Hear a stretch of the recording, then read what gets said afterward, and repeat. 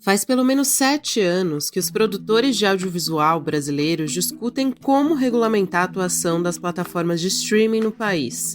O projeto de lei 8.889, de 2017, é o resultado dessas articulações. Semanas atrás, ele chegou a entrar na fila para ser votado, mas depois foi retirado da pauta, e não tem data para voltar. O projeto pede, entre outras coisas, que as plataformas de streaming passem a colaborar com o Condecine, o Imposto de Contribuição para o Desenvolvimento da Indústria Cinematográfica Nacional.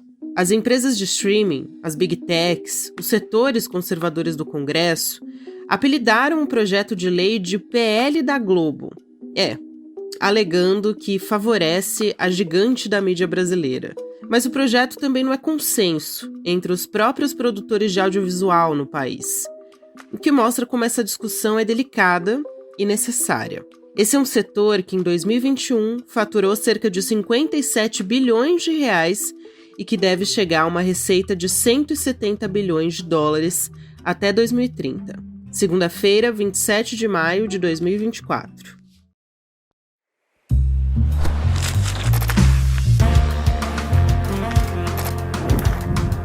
Seja muito bem-vindo, seja muito bem-vinda. Eu sou a Gabriela Varela,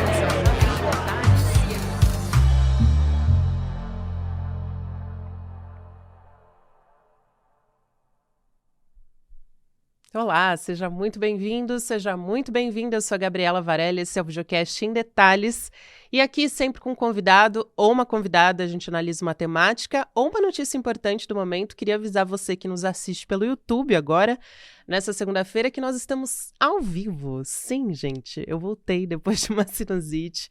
E a gente também aproveitou para fazer um programa, um episódio ao vivo para você. Então, se você tiver alguma pergunta, algum comentário, eu vou estar acompanhando aqui enquanto o programa está sendo transmitido.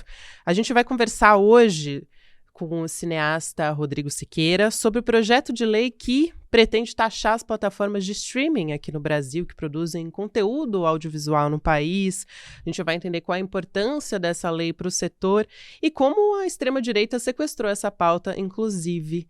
Rodrigo, prazer falar contigo. Obrigada por aceitar nosso convite. Bom dia. Bom dia, Gabriela.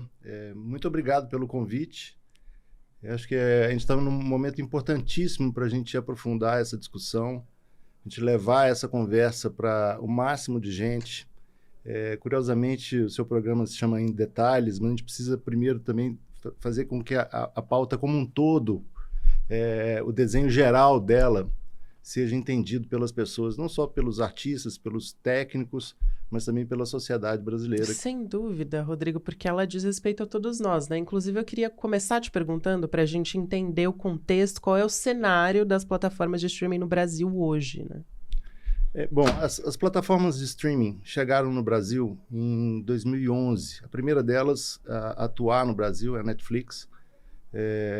À medida que foi se aprofundando a mudança tecnológica e os hábitos de consumo de produtos audiovisuais. Pedi para você se aproximar só um pouquinho mais do microfone para a gente poder te ouvir melhor. Obrigada, Então, Rodrigo. à medida que foi mudando o padrão de consumo de produtos audiovisuais e a tecnologia foi avançando, foram chegando outras plataformas e elas foram aumentando a participação no mercado, né? Então, são 13 anos já de plataformas de streaming no Brasil. Só a Netflix estima-se que tenha 50 milhões de usuários e, juntando todas as plataformas, isso passa de 100 milhões de usuários. Isso quer dizer que o mercado brasileiro de streaming é o segundo maior mercado do mundo. E entre os grandes mercados do mundo, o único que não foi regulado ainda é o brasileiro. Então, assim, não só a gente está atrasado, como a gente precisa urgentemente tirar essa falta, né? Sem dúvida. Eu quero aproveitar para te perguntar para que serve o imposto, né, da Condecine, como é que ele funciona, quem é que paga atualmente, inclusive? Então, a Condecine é uma CID, né, uma contribuição que tem um uso específico. Então, não é um dinheiro que todo cidadão paga. Quem paga são as pessoas, as empresas que utilizam o serviço. Então, hoje, se eu for veicular, eu sou um documentarista, se eu faço um documentário para eu veicular esse documentário na televisão ou no cinema, eu pago uma Condecine. Um comercial de televisão paga Condecine, uma novela paga Condecine. E, curiosamente, os filmes e séries das plataformas de streaming não pagam Condecine. Então, é uma anomalia, né? Assim, porque a coisa não é equilibrada. Então, eles estão há 13 anos no Brasil sem pagar Condecine, sem pagar tributo adequadamente. Então, assim, esse tributo ou essa contribuição, a Condecine, que também tem contribuição das teles, né? Quando você vê um produto audiovisual no seu telefone, as teles também pagam, que, aliás, é uma boa parcela do fundo é alimentada por essa contribuição das teles. Então, assim, a Condecine, ela alimenta chama Fundo Setorial do Audiovisual, o FSA. É esse fundo que a Ancine e a sociedade brasileira podem criar políticas públicas de fomento para a produção brasileira independente. E não só a produção, mas também o setor de exibição, a formação de técnicos, os cursos. Né? Você tem um ecossistema, como se diz hoje, do audiovisual, que é fomentado pelos recursos desse fundo. Então, o Fundo Setorial do Audiovisual ele é fundamental para o desenvolvimento econômico do audiovisual brasileiro. Tá, então vamos por partes, porque a gente tem mais de um projeto de lei e, em um dos casos, ele, inclusive, afetaria o futuro do audiovisual do Brasil, né? Inclusive, falando a respeito do fundo. Então, vamos primeiro falar, são 2 PLs, né? Tem o 2331, de 2022, que é do senador Eduardo Gomes, do PL, e também o projeto de lei, o 8889, de 2017, que é de relatoria do deputado André Figueiredo, do PDT. Então, qual que é a diferença entre eles? Inclusive, eu acho que é interessante trazer aqui um ponto, porque um deles vai replicar uma lei que já existe e que regulamentou o serviço de televisão por assinatura. Então, acho que é um exemplo, talvez, palpável para as pessoas entenderem também do que a gente está falando, né, Rodrigo? Sim, eu queria dar um passinho atrás, porque esse PL do senador Eduardo Gomes, para as pessoas entenderem o quão nocivo ele é para o nosso desenvolvimento econômico e cultural. Hoje, as plataformas de streaming no mundo, né, eu falei que o Brasil é o segundo maior mercado, o único que ainda não é regulado. Né? Na Europa, os países da União Europeia, alguns deles já estão na 3ª rodada de discussões sobre a regulação, porque você tem um avanço da tecnologia, você muda os padrões de consumo dos produtos audiovisuais, então os países vão ajustando as legislações para que elas fiquem atualizadas. Coincidentemente, aqui no Brasil também, qualquer tipo de regulamentação de Big Tech, a gente está muito atrasado, né? Todas, até cigarro eletrônico, né? Assim, então, uma coisa impressionante. Então, na Europa, você tem países como a Espanha, que a taxação na Espanha hoje está na faixa dos 21%. O Reino Unido, que a gente não pode dizer que é um país protecionista, eles inventaram o capitalismo, lá está na casa dos 20%. E não só isso, assim, a gente pode pegar um país vizinho, o Chile, que é nosso vizinho aqui na América do Sul, está na faixa dos 19%. Então, eu estou dizendo isso porque é assustador quando o PL do senador Eduardo Gomes propõe uma taxação de até 3%, mas que na prática vai ficar em 1,5%. Quer dizer, o teto seria 3%. O teto seria 3%, mas dos descontos que o projeto dele, não vou entrar em minúcias, mas assim, o projeto dele proporciona possibilidade de descontos que essa alíquota desce para 1,5%, que é risível. Né, assim, diante dos 19% que o Chile cobra, ou que os 21% que a Espanha cobra. A Espanha, que produziu série como La Casa de Papel, assim, que é um sucesso do mundo inteiro, lá eles pagam. E aqui, por que não pagar aqui também? Né? Então, essa é uma característica do projeto do senador Eduardo Gomes, mas não só isso, tem uma coisa que é gravíssima, que o projeto do senador equipara a produção financiada pelas plataformas à obra brasileira independente. O que é isso? A obra brasileira independente, ela é a base de todas as nossas políticas de fomento. Então, é uma obra que ela tem propriedade dos produtores brasileiros independentes. Então, se eu faço um filme, o filme é da empresa que produziu no Brasil, com dinheiro público brasileiro. Né? E eu vou licenciar esse produto para uma plataforma estrangeira, para uma emissora de televisão, Ou eu posso vender no mercado externo, posso ir a uma feira em Cannes e vender lá e tal. Então, é uma propriedade intelectual e patrimonial das empresas brasileiras. O projeto do senador Eduardo Gomes, ele equipara as duas coisas. E isso quebra toda a estrutura das nossas políticas de fomento, porque a gente vai passar a financiar com dinheiro público brasileiro uma plataforma estrangeira.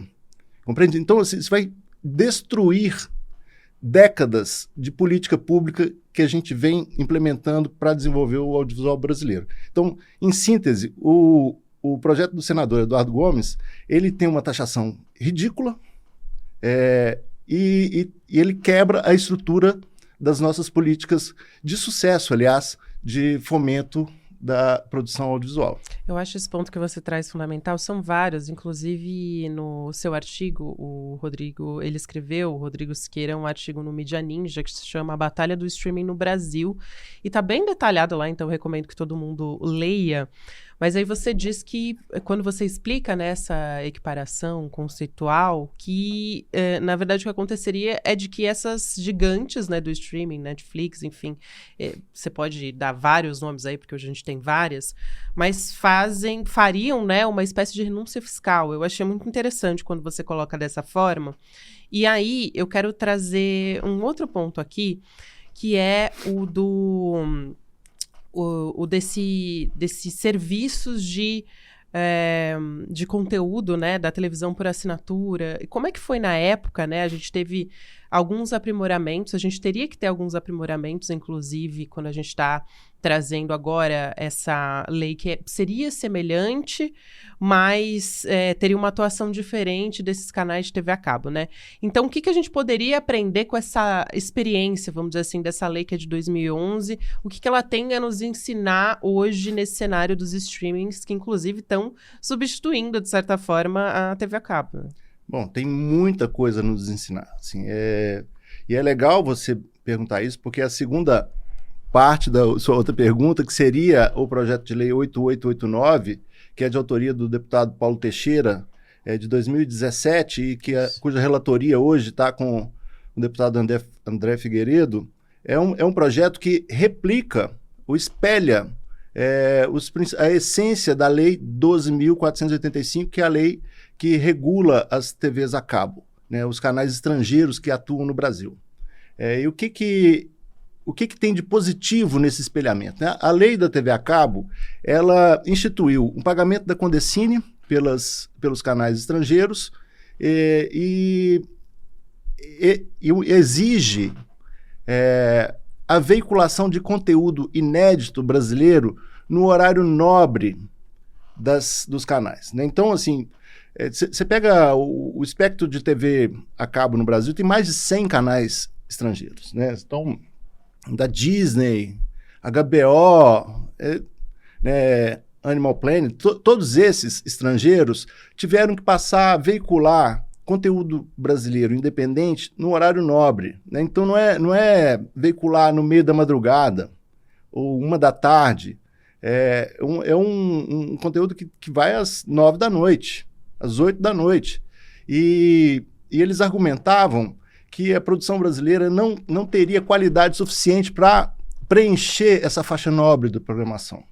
Caiu por terra rapidinho. Caiu por terra, porque a gente rapidinho não só cumpriu a meta, como eles passaram a comprar até 4 vezes mais do que o exigido pela cota. Então, a lei da TV a cabo instituiu uma cota de produto inédito de produção independente no horário nobre e o pagamento da Condecine, que alimenta o Fundo Setorial do Audiovisual, que, por sua vez, fomenta as produções brasileiras independentes. Então, você fecha um círculo virtuoso. E isso é um sucesso, porque a gente passou, eu escrevi isso no meu artigo, em 2011, a gente tinha 850 e poucas empresas brasileiras produtoras independentes registradas na Ancine. Foi para mais de 1.800, então a gente mais do que dobrou o número de empresas. A gente gerou milhares de empregos a partir desse mecanismo, dessa regulação das TVs por assinatura. Assim, a gente formou diretores, fotógrafos, roteiristas, técnicos de som. Durante muito tempo, o audiovisual brasileiro foi atacado com o argumento que a gente não tinha som de qualidade. A gente tem um som de primeiríssima, a gente tem roteiros incríveis, histórias incríveis, tudo isso formado a partir dessa lei.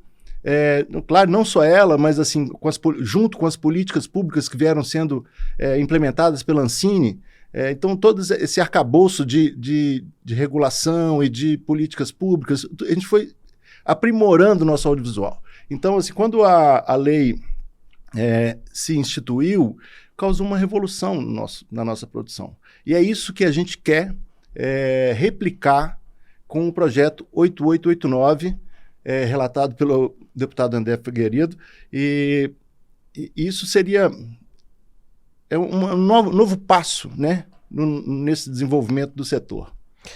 Sem dúvida. Quando você fala, Rodrigo, inclusive, né, sobre o investimento na produção local, é um trecho, até eu achei muito bonito, assim, do seu texto, do seu artigo, porque você fala sobre a identificação das pessoas que moram, por exemplo, uma criança no Pampa Gaúcho, ou um sertanejo, enfim, eu penso na minha família, por exemplo, que mora ali numa cidade no sertão de Pernambuco, e você tem produções, né, no investimento de produção local que vão fazer um trabalho brilhante dentro dessa produção. Então, elas têm espaço para conseguir, de certa forma, o caminho que a gente está tentando dialogar aqui, e que a gente espera conseguir caminhar nesse sentido, Rodrigo, é justamente poder fomentar o mercado nessas regiões também, né? Investir para que possa ter produções que o Brasil inteiro possa assistir, é isso, né? Exatamente. O Fundo Setorial do Audiovisual, ele proporcionou isso, Gabriela, assim, porque a partir desses recursos, a gente pôde criar e instituir, através da Ancine e da sociedade, pactuar políticas públicas com ações afirmativas e de regionalização da produção. Então, assim, a gente passou a incluir populações minorizadas, né, pessoas pretas, pessoas indígenas, pessoas LGBTQIA+. A gente passou a distribuir recursos para regionalizar a produção, de maneira que em Pernambuco também se produza, no Acre se produza, em Goiás se produza, em Minas Gerais, no Rio Grande do Sul. Quer dizer, o Brasil passou a ter a possibilidade de se ver na tela como ele realmente é. Fora do eixo Rio-São Paulo. Fora do eixo Rio-São Paulo. E, ao mesmo tempo, também fomentou uma indústria que é super forte no eixo Rio-São Paulo, que tem excelência de produção. Então, você incrementou o setor onde ele já era forte e regionalizou a produção para outros lugares onde ainda não havia essa produção. E isso é curioso, porque se a gente pensar que as produções de fora elas chegam no interior de Pernambuco, quer dizer, uma criança que está agora com o telefone celular assistindo uma série coreana ou uma série americana, né, assim, ela vai se formar vendo esse tipo de conteúdo, né, assim, formar simbolicamente, ideologicamente, né, assim, e ao passo que a gente tem uma cultura fortíssima, riquíssima, que é um dos maiores patrimônios do Brasil, e a gente precisa fazer com que essas crianças possam pegar o celular e possam assistir a um desenho animado produzido no Brasil, uma história brasileira com articulações simbólicas que falem para a alma dessas crianças, assim, estejam próximas, né, dessas crianças. Então, isso é fundamental. É fundamental. Eu também, assim, conversando com você não só sobre esses aspectos, mas também sobre, por exemplo, a alíquota, quando eu vejo essa discussão na grande imprensa ou na mídia hegemônica de maneira geral, normalmente a discussão é: o streaming vai ficar mais caro? E, na verdade, a discussão é muito mais profunda do que isso, né? Aqui, conversando com você, a gente consegue ver que, na verdade, a alíquota proposta no Brasil é muito inferior do que nos outros países. Por exemplo, quando a gente fala do Chile, é uma realidade muito mais próxima à nossa, então a gente está muito atrasado em relação a isso. Rodrigo, eu quero aproveitar para te perguntar também qual é o interesse da extrema-direita nessa discussão, porque ela se articulou contra esse projeto, né? Inclusive, nessas últimas semanas, começaram a circular um monte de fake news como a de que o PL beneficiaria a Globo. E aí, fake news, sabe como é que é, né? Enfim, começa a se espalhar, por exemplo, uma dessas notícias falsas foi de que todas as TVs seriam ligadas automaticamente na Globo, enfim. E a gente sabe que fake news, a gente teve todo tipo, toda espécie de coisa sem pé nem cabeça, de fato. Então, acaba se criando uma falsa sensação, muitas vezes, né, quando a extrema-direita se apropria do debate, de uma comoção nacional em cima de um assunto que, na verdade, não existe, né? Como, por exemplo, esse da hashtag PL da Globo. E tem acontecido em qualquer assunto envolvendo Big Techs, inclusive desde que o Elon Musk entrou nessa história muito mais fortemente. Eu queria entender contigo aqui como é que a extrema-direita se apropriou, então, desse debate e qual é o interesse dela nesse assunto. Eu acho que nem eles sabem qual é o interesse deles, assim, eles querem bagunçar... Cortina de fumaça. Cortina de fumaça, assim, porque tudo que tiver relacionado à internet, a Big Techs, a plataformas, eles vão ser contra. Mas, assim, o real interesse deles, eles mesmos não sabem, porque eles estão, na verdade, jogando contra o próprio país, né, assim, e eu vou te dar um exemplo, quando você fala das alíquotas, né, assim, se o Chile cobra 19%, se a gente pensar em torno de 15% de alíquota no Brasil, e tem gente muito mais sabida que eu estudando essas questões, mas tomando por base esse valor de 15%, a gente teria uma arrecadação para o Fundo Setorial do Audiovisual igual ao que arrecada hoje a partir das teles, das TVs e com o que a gente já tem hoje. Então, a gente teria uma arrecadação em torno de 1 bilhão e 200 milhões, 1 bilhão e meio, que é o que a gente já tem hoje. Então, e se a gente pensar que as plataformas nos últimos 13 anos não contribuíram, eles deixaram de contribuir com o Brasil com mais de 10 bilhões de reais. Então, é um dinheiro enorme. Então, quando a extrema-direita se apropria de um debate que ela não sabe o que é, para causar confusão, para construir cortina de fumaça, eles só estão fazendo lobby para as empresas estrangeiras. Eles não têm defesa nenhuma da liberdade no Brasil. Tem defesa da liberdade das empresas estrangeiras explorarem o nosso mercado sem pagar imposto, sem obrigação nenhuma, sem contrapartida nenhuma. Eles estão a serviço das empresas estrangeiras. Essa que é a verdade. Patriotas, coisa nenhuma. Patriotas até a segunda linha, né, assim. Exatamente. Inclusive, eu estou separando alguns comentários aqui, porque as pessoas estão aqui participando da nossa conversa. Tem aqui Sivuca dizendo, importantíssima essa aproximação da cultura nacional. Uma outra pessoa dizendo, as pessoas têm que ter acesso a qualquer conteúdo. Protecionismo cultural não serve a ninguém. O Igor Bastos, aqui celebrando o cinema independente, inclusive. O Roberto Medina dizendo que denunciou, confirmando realmente essas fake news que a gente estava comentando aqui, dizendo, eu denunciei vários perfis que estavam espalhando essa mentira sobre o PL da Globo. Então, de fato, essa história, ela se alastrou pelas redes sociais e muita gente comentando aqui a respeito da nossa conversa. Rodrigo, eu quero te perguntar também como que vão ser afetados, muita gente está com essa dúvida, como é que as Big Techs ficam nessa história. Então, a gente tem, por exemplo, né, TikTok, YouTube, que transmitem, na verdade, esses conteúdos. Então, é dessa forma, né? Teriam que pagar uma alíquota também? Como é que fica essa história? Eu acho que esses detalhes tributários, eles estão sendo discutidos muito... Ainda pode mudar.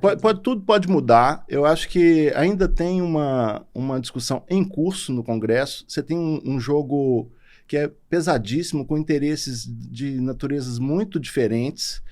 Você tem atores desse mercado com interesses diferentes, e esse embate ele está sendo feito da Câmara dos Deputados e do Senado, né? Então, eu acho que a gente tem que ter muita calma para lidar com esse assunto, mas é importante e fundamental que a gente se atenha à essência do projeto. Quer dizer, não dá mais para a gente ficar sem tributar as plataformas e estabelecer cotas, como foi na Lei TV a cabo. Quer dizer, a Lei TV a cabo, ela proporcionou uma cota de 2 horas, mais ou menos, de conteúdo independente, inédito, por semana, em horário nobre. A gente quer se estabeleça no Brasil também uma cota de catálogo. E é diferente. Na TV, você liga a TV, tá lá passando o programa. Uhum. Você ligue, quer você ligue ou não, o programa está lá passando. Na plataforma de streaming tem uma lógica que é de cardápio. Você escolhe. Você escolhe. Mas só que tem que ter o produto brasileiro, né, no cardápio. A gente quer que tenha uma cota de catálogo de 10% do catálogo. Então, assim, a pessoa que está participando do programa que escreveu para você, que a gente tem que ter acesso a todo tipo de conteúdo, sim, inclusive ao conteúdo brasileiro, que não tem. Então, o que a gente pleiteia hoje é uma cota de catálogo em torno de 10%, que é pouquíssima coisa. As plataformas têm um cardápio, vamos dizer assim, com cerca de 5 mil títulos. A gente teria 500 títulos brasileiros no cardápio. E não só isso, tem outra coisa que é tão importante quanto ter a cota no catálogo, que é a proeminência. Quer dizer, tem que estar no cardápio, mas tem que estar nas sugestões do chefe. Compreende? Porque não adianta... Não escondido dentro da plataforma. Não pode, não pode. Então, assim, dá para a gente operar os algoritmos de maneira que o cardápio, ele espelhe essa cota de 10%. Então, assim, pode ter, a cada página, ter, na mesma proporção, 10% do cardápio ser de produtos brasileiros. Porque a gente tem que começar a ver isso. Muito bom. Inclusive aqui a Lucimari Dias, aqui para acho que a gente fechar a nossa conversa, ela pergunta, e eu acho que é uma pergunta pertinente, o que falta para o Brasil, talvez para a nossa sociedade, ter mais engajamento nesse projeto, Rodrigo? E acho que a gente está falando num contexto que a gente teve pós-governo Bolsonaro, né, de destruição completa de projetos de fomento à cultura. Então, eu acho que é importante trazer essa questão que a Lucimari traz aqui para você nesse final da nossa conversa. Como é que a gente se engaja e que tipo de... Talvez tenha que partir da sociedade essa pressão para que seja realmente uma ferramenta de investimento, né, a nossa produção nacional. Eu acho que primeiro, tomar consciência de que a produção brasileira independente é fundamental para o nosso desenvolvimento econômico e cultural, né? Assim, e a gente tem que ter orgulho da nossa produção, orgulho do nosso conteúdo, das nossas histórias. A gente tem que querer ver as nossas histórias na tela, né? Então, assim, a partir disso, é uma ação mais direta que a gente cobre dos nossos deputados a aprovação do PL 8889 com os ajustes que ele precisa sofrer, né? Por exemplo, o estabelecimento de uma cota de catálogo em torno de 10%, uma tributação em torno de 15%, e que as pessoas cobrem, porque o Brasil quer se ver nas telas. Eu vou voltar um pouquinho ao exemplo da Lei TV a cabo. Quer dizer, a cota estabelecida, ela foi superada em até 4 vezes, porque o Brasil gosta de consumir filmes e séries brasileiras. E isso foi bom até para os próprios canais, né? Assim, eles têm um produto que vende mais, se interessa mais às pessoas. E é isso que a gente precisa de batalhar também no streaming. Então, assim, grosso modo, a gente precisa entender que a gente faz produto de muita qualidade, e a gente quer se ver nas telas, e a gente tem que batalhar junto aos nossos deputados para que aprove uma regulação minimamente decente, não menos importante como é a do Chile, como é da Espanha, como é do Reino Unido, que a gente jogue o mesmo jogo que os principais mercados do setor estão jogando, sabe? Está jogando. É isso, Rodrigo. Inclusive, só para informar quem está nos acompanhando sobre essa história, que a gente tem agora essa pauta, o projeto, né, tá travado na Câmara, mas a gente está tendo mobilização ainda nas redes e esse projeto vai voltar a ser discutido a qualquer momento. Então, quero te agradecer. Muita gente aqui, muitos comentários dizendo que foi muito esclarecedor, muito didático. Então, quero te agradecer. O Rodrigo Siqueira é cineasta. Foi um prazer te receber aqui e conversar contigo. E até uma próxima, Rodrigo. Muito obrigado, Gabriela. Eu agradeço enormemente a possibilidade de a gente esclarecer, porque é uma pauta que tem que estar cada vez mais próxima das pessoas, porque a cultura brasileira é de um valor inestimável, assim, é nosso maior patrimônio, a gente tem que defendê-la porque é isso que a gente tem de melhor. Perfeito, é isso. Até mais. Obrigado. Obrigada.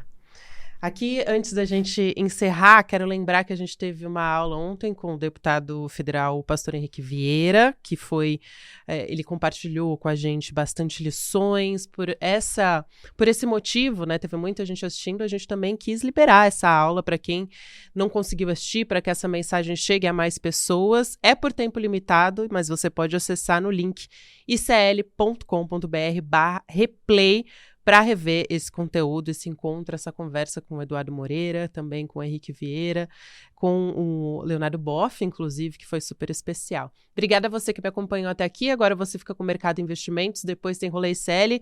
6 horas da noite, estou de volta com ICL Notícias, segunda edição. Te espero. Lembrando, essa semana a gente está com a semana um pouquinho mais curtinha, porque vai ter feriado na quinta, então Em Detalhes vai até quarta-feira. Tchau, até amanhã.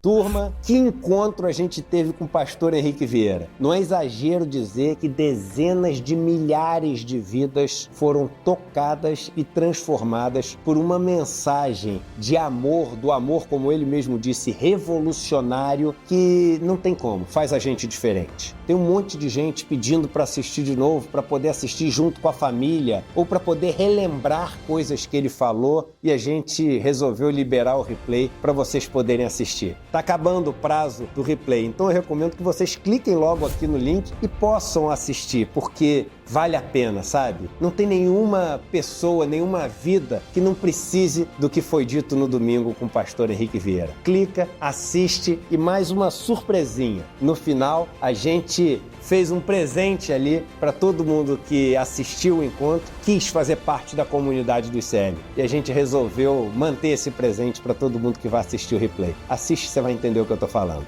Bom momento de inspiração para sua vida com essa aula que você vai assistir agora.